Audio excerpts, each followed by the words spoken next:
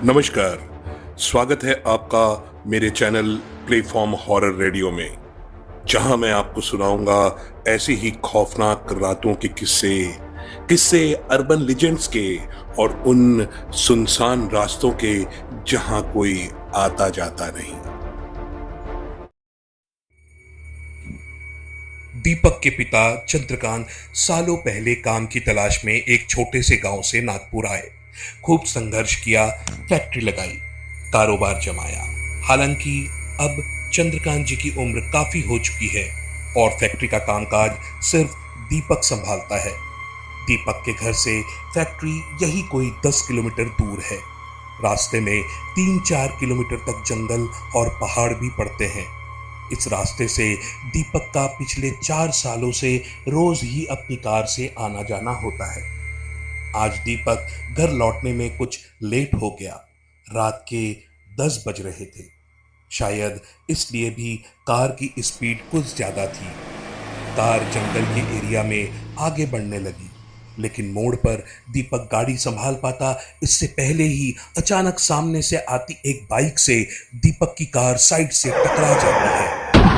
Car तो सिर्फ थोड़ी सी लहरा के संभल गई, लेकिन बाइक और बाइक सवार दोनों उछल के एक गहरी खाई में लुढ़कते चले गए। दीपक ने कार रोकी। एक्सीडेंट की वजह से बाइक सवार के चीखने चिल्लाने की आवाज तो आ रही थी, लेकिन दूर दूर तक कोई नहीं था, सिर्फ सन्नाटा था। एक पल के लिए उस व्यक्ति को देखने का उसका मन हुआ, लेकिन कहीं कोई आ ना जाए, पुलिस केस ना हो जाए, यह सारे लफड़े सोचकर उसने गाड़ी को आगे बढ़ाना ही ठीक समझा। दीपक घर पहुंचा, लेकिन हमेशा सबसे खूब बातें करने वाला दीपक आज बहुत चुप था। फिर भी उससे रहा नहीं गया। उसने जंगल के सुनसान एरिया के एक्सीडेंट की सारी बातें अपनी पत्नी सोनम को बताई। सोनम बोली, दीप, तुम्हें यकीन तो है ना कि किसी ने तुम्हें एक्सीडेंट के वक्त नहीं देखा?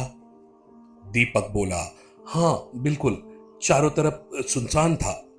सोनम बोली, तो फिर ठीक है, डोंट वरी, कुछ नहीं होगा। हम ये बात किसी को भी नहीं बताएंगे, पापा जी को भी नहीं। दूसरे दिन अखबार में खबर छपी, जंगल एरिया में एक्सीडेंट से अनिल कुमार की मौत। आगे लिखा था, अनिल अपने परिवार में अकेला था। माँ बाप के अलावा उसके 2 बच्चे थे और अनिल का एक्सीडेंट कैसे हुआ ये पता नहीं चल पाया। दीपक समझ गया कि वही अनिल कुमार है जिसका एक्सीडेंट उसकी गाड़ी से हुआ है, लेकिन यह सोचकर उसके दिल में तसल्ली थी कि यह बात वो और उसकी वाइफ सोनम के अलावा इस दुनिया में कोई नहीं जानता। कुछ दिन यूं ही बीत गए। अनिल का एक्सीडेंट कैसे हुआ किसी को भी पता नहीं चला और कभी पता चलेगा भी नहीं। दीपक भी इस हादसे के बाद बाहर निकल के सब कुछ भूल जाता है। रात काफी हो गई थी। दीपक और सोनम उनके दोनों बच्चों के साथ आज बहुत दिनों बाद वीकेंड एंजॉय करके उसी जंगल वाले रास्ते से घर वापस आ रहे थे। ठीक एक्सीडेंट वाली जगह पर अचानक कार बंद हो जाती है। दीपक ने सोनम को धीरे से बताया, यही हुआ था वो एक्सीडेंट। सोनम बोली, दीप प्लीज यहां से जल्दी चलो, मुझे डर लग रहा है। दीपक बोला, इसमें डरने की क्या बात है, मैं हूं ना तुम्हारे साथ, गाड़ी अभी स्टार्ट हो जाएगी, मैं देखता हूं। दीपक कार के बाहर निकला। उसने बोनट खोला, कुछ कनेक्शन चेक किए और जैसे ही बोनट बंद करने लगा, बाहर से गाड़ी के अंदर देखने पर एक पल के लिए उसे ऐसा लगा कि उसकी वाइफ सोनम की जगह कोई और बैठा है और वो उसे घूर रहा है। वह अपने वहम को इग्नोर करते हुए अपनी सीट पर आकर बैठ गया। गाड़ी अब स्टार्ट हो चुकी थी, लेकिन गाड़ी के सामने उसे कोई आदमी खड़ा दिखाई दिया। दीपक हॉर्न बजाने लगा तो सोनम बोली, हॉर्न क्यों बजा रहे हो? दीपक बोला, नहीं वो सामने। इतना बोलते हुए जैसे ही उसने सामने देखा, कोई भी नहीं था। दीपक ने गाड़ी आगे बढ़ा दी और घर पहुंचा। सोनम ने डरते हुए दीपक से कहा, दीपक, कहीं उस बाइक वाले अनिल कुमार की आत्मा या भूत तो नहीं है? दीपक ने कहा, सोनम, आज के हाईटेक जमाने में तो कम से कम तुम यह सब फालतू की बातें मत करो।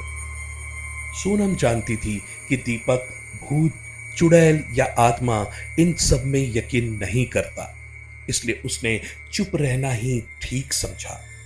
दीपक रोज की तरह अगले दिन भी उसी रास्ते से फैक्ट्री जाता है, लेकिन एक रात पहले की घटनाओं के बाद आज उसे उस एक्सीडेंट वाले पॉइंट पर पहुंचते समय पहली बार डर का एहसास होता है।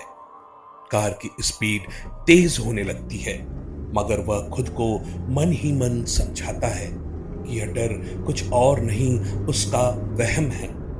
वह बहुत कोशिश करता है कि लौटने में लेट ना हो जाए, लेकिन घड़ी रात के 9:30 बजने का इशारा करने लगती है। लौटते वक्त जंगल की एरिया में पहुंचते ही अचानक बहुत तेज बारिश शुरू हो जाती है। वह थोड़ी दूर आगे बढ़ता है तो देखता है कि सुनसान सड़क पर कोई हाथ हिलाकर इशारे करते हुए उससे लिफ्ट मांग रहा है। दीपक उसके करीब से जैसे ही निकलता है, गाड़ी की स्पीड अपने आप कम हो जाती है। वो काफी डर जाता है, लेकिन रुकता नहीं। एक्सीडेंट वाले पॉइंट पर जब वो पहुंचने लगता है तो गाड़ी के मिरर में जैसे ही देखता है, उसे वही इशारा करने वाला व्यक्ति पीछे वाली सीट पर बैठा दिखाई देता है। दीपक के पूरे शरीर में डर के मारे सिहरन दौड़ जाती है। बड़ी हिम्मत करके वो पीछे देखता है, लेकिन उसे पीछे की सीट खाली नजर आती है।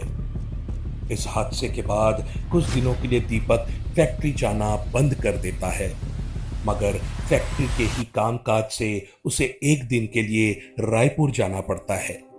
दीपक लंबे सफर के लिए हमेशा अपनी फैक्ट्री के ड्राइवर राजेश को साथ ले जाता था, लेकिन राजेश आज छुट्टी पर था।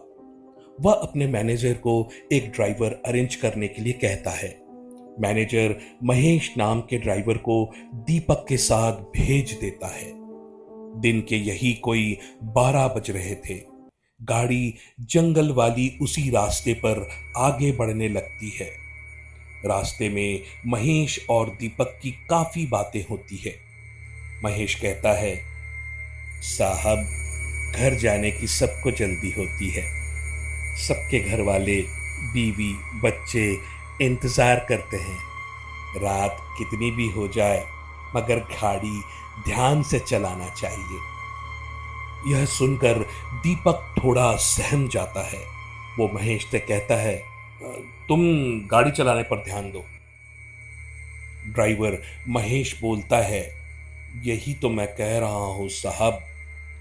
उस हादसे वाली रात अगर आपने भी ऐसा ही ध्यान रखा होता तो अनिल कुमार नहीं मरता, और तो और अगर थोड़ा रुककर उसे अस्पताल ले जाते तो वो बच जाता।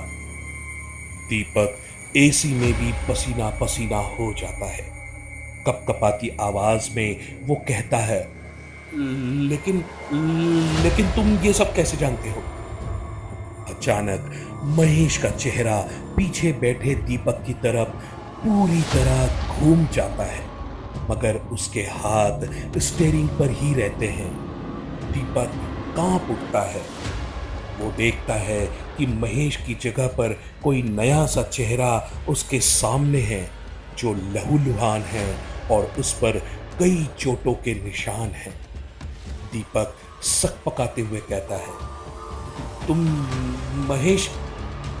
ड्राइवर कहता है, महेश नहीं साहब, अनिल कुमार। वही अनिल कुमार जिसको आपने मार दिया था। अब तक गाड़ी एक्सीडेंट वाले पॉइंट पर पहुंच चुकी होती है। महेश डरावनी सी हंसी हंसते हुए कहता है, जो दर्द मेरी मौत के बाद मेरी फैमिली ने सहा, वही दर्द अब तुम्हारे अपने झेलेंगे। इसके बाद अचानक गाड़ी लहराते हुए उसी उथली खाई में लुढ़कते चली जाती है। आते जाते लोग गाड़ी को खाई में गिरते देखते हैं। वहां काफी भीड़ लग जाती है। पुलिस भी अपना काम शुरू कर देती है। उन्हें दीपक की लाश तो मिल जाती है, मगर ड्राइवर महेश आखिर कहां हवा हो गया, ये सब के लिए सिर्फ ये एक रहस्य बनकर रह जाता है। तो दोस्तों, आप सुन रहे थे आज की कहानी मेरे यानी अपने दोस्त जॉय के साथ। दोस्तों, ये कहानी अगर आपको पसंद आई तो इस कहानी को लाइक और शेयर करना ना भूलें। और अगर आप चैनल पर नए हैं तो प्लेफॉर्म हॉरर रेडियो को जरूर सब्सक्राइब कर लें। तो दोस्तों, मिलते हैं अगली बार फिर एक नई कहानी के साथ। तब तक आप सुनते रहिए प्लेफॉर्म हॉरर रेडियो।